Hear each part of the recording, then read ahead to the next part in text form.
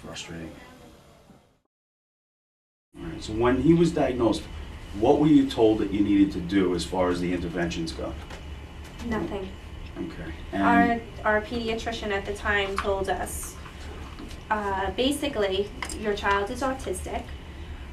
You can enroll him in early intervention, and he'll probably go into a special needs school, and we'll kind of make it comfortable for you and your child for being in an autistic environment, and don't research anything, don't read anything, because it'll just scare you or confuse you.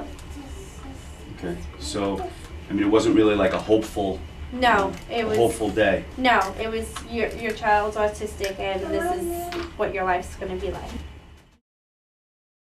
You say, what is autism? Because it's just the biggest confusion seems to be able to identify what it is.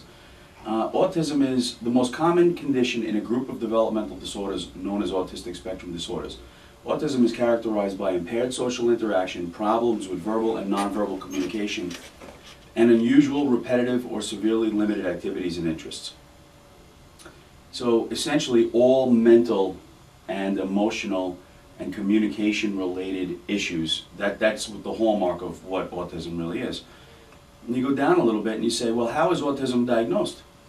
And doctors rely upon a core group of behaviors to alert them to the possibility of a diagnosis of autism.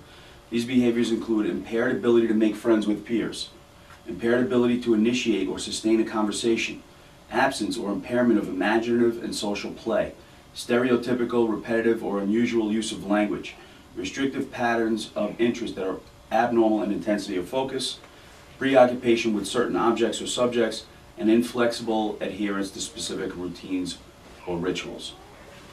It says nothing about what this is physically that actually caused this. These are all results of autism. This isn't what autism is. This is a behavioral description of what happens to a child after they've gotten autism.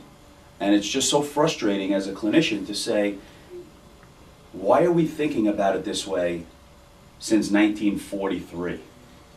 And until we are able to redefine what autism is and describe the physiological aspects of it and the neurological aspects of it, there's always going to be this level of confusion, and that, I think, is the biggest problem that we have.